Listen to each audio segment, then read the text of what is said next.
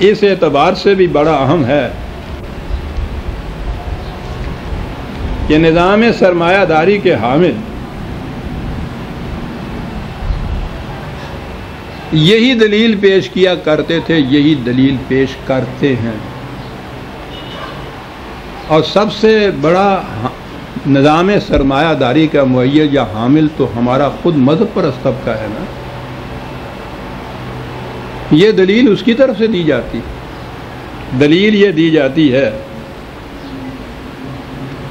قرآن کریم میں بار بار یہ کہا گیا ہے نا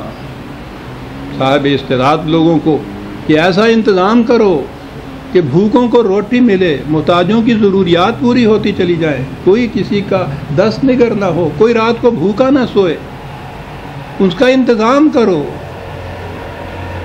قرآن میں بار بار اس کی تاکید کی گئی ہے۔ کہا قال الذین کفروا للذین آمنوا،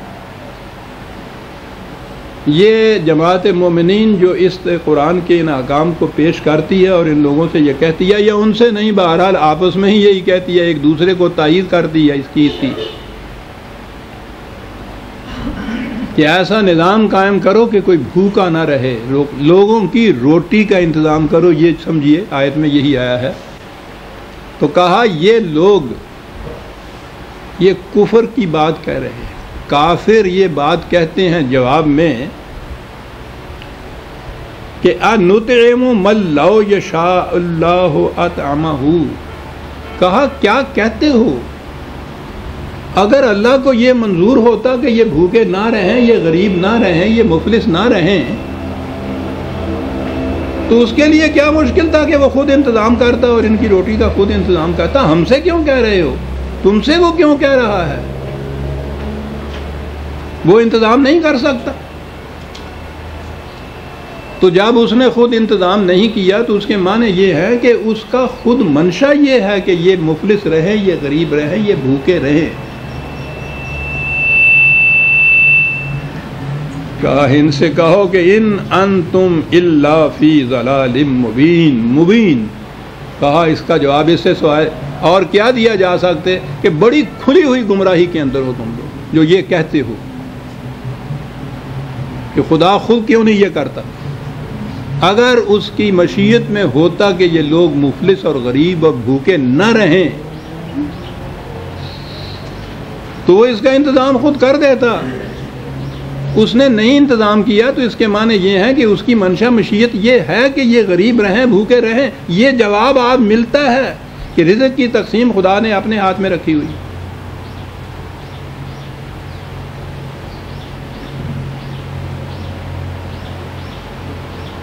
جو بھوکا ہے، جس کو نہیں ملتا، یہ اس کی مشیت میں ہے کہ یہ بھوکا رہے، تو اس کی مشیت یہ ہے کہ یہ بھوکا رہے، اور اگلی آیت میں وہ یہ کہتا ہے کہ اس کی روٹی کا انتظام کیوں نہیں کرتے۔ دیکھتے ہیں قرآن میں تضاد کیسے پیدا کرتے ہیں یہ لوگ۔ پہلے تو وہ جواب جو قرآن نے کہا ہے کہ یہ مشرکین اور کفار کی طرف سے یہ جواب ملتا تھا کہ خدا خود کیوں نہیں کرتا، یہ جواب یہ جو مسلمان کہلانے والے اپنے آپ کو ہیں، یہ جواب ان کی طرف سے ہوتا ہے۔ اور اس کے بعد اگلی آیت میں جب یہ دیکھتے ہیں کہ خدا تو یہ کہتا ہے کہ ان کی بھوک کا انتظام کرو، تو پھر وہی بھوکا رکھتا ہے اور وہ کہتا ہے انتظام کرو، تو کہا پھر یہ کہتے ہیں کہ یہ تضاد جو ہے قرآن میں، آیت ایک ان میں سے منسوخ ہے۔ چلیے جناب،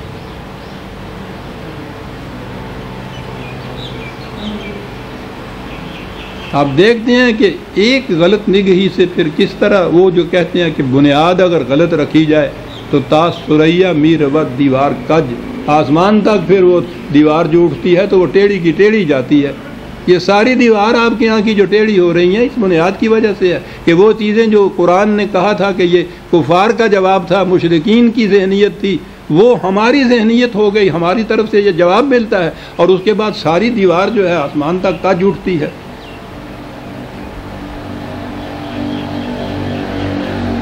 اہل کتاب کے متعلق تو ہم نے کہہ لیا کہ ان کی کتاب محرف ہے، اس لیے اس میں یہ کچھ کہتے ہیں۔ اپنے متعلق کیا کہا جائے گا؟ اس کتاب کو تو محرف کوئی نہیں مانتا ہم میں سے، تو غیر محرف بھی ہے اسی طرح سے ہے جیسے رسول اللہ کو ملی، جیسے خدا نے دی، اور پھر یہ دو جو تضاد اس میں پایا جاتا ہے ان کی غلط نگہی کی وجہ سے، اس کا جواب پھر یہ ہے کہ یہ آیتیں منسوخ ہیں سب، یعنی نظام غلط نہیں ہے ہمارا، وہ تو خدا کی منشا کے مطابق ہے، وہ جو آگے اس نے کہا ہے نا کہ وہ انتظام کرو کہ کوئی بھوکا نہ رہے، یہ آیتیں منسوخ ہو جاتی ہیں، وہ ٹھیک ہے، راستے کھل جاتے ہیں کس چیز کا، اس آیت کا، ہاں جی 36/47 36/47، شکریہ۔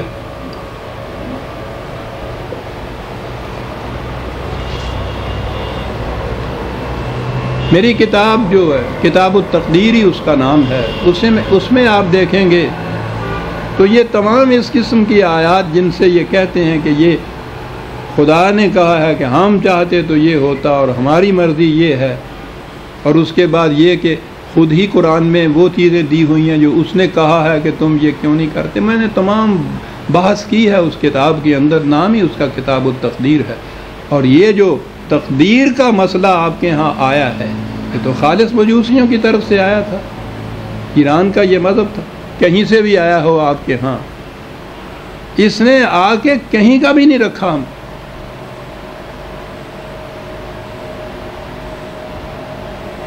تو قرآن میں یہ آیتیں موجود ہیں، وَقَالُوا لَوْ شَاءَ الرَّحْمَنُ مَا عَبَدْنَاهُمْ مَا لَهُمْ، جواب ہے قرآن کا، مَا لَهُمْ بِذَلِكَ مِنْ علم، جہالت کی باتیں کرتے ہیں،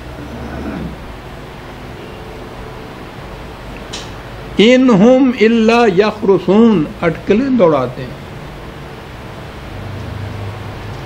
علم نہیں ہے، یہ جہالت ہے، یہ کہنا کہ یہ خدا کی مرضی سے ہو رہا ہے، دلیل نہیں ہے، کٹ حجتیاں ہیں، کاٹ کے رکھ دیے قرآن نے، مشرکین کے یہ اقوال بتائے، کفار کے یہ جواب بتائے، اور اس کے بعد کہا یہ کہ یہ دلال مبین میں ہے، کھلی ہوئی گمراہی ہے، یہ علم پر مبنی نہیں ہے، دلائل پر مبنی نہیں ہے، اور ہم ہیں کہ ہمارا انہی چیزوں پر ایمان ہے، وہی جواب ہم دیتے ہیں کہ جو نہ علم پہ مبنی نہ دلائل پہ، اور بڑی بات یہ ہے کہ قرآن کے خلاف جو جاتا ہے، کہا ام آتیناہم کتابا من قبلہ فہم بہ مستمسکون، ہم کیا جواب دیں گے ان سے؟ کہو کہ کیا کوئی خدا کی کتاب ہے تمہارے پاس ایسی جس میں یہ لکھا ہو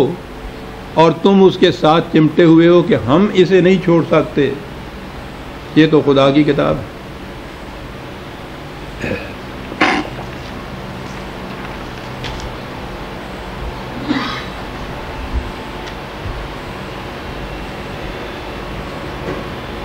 اور اس کے بعد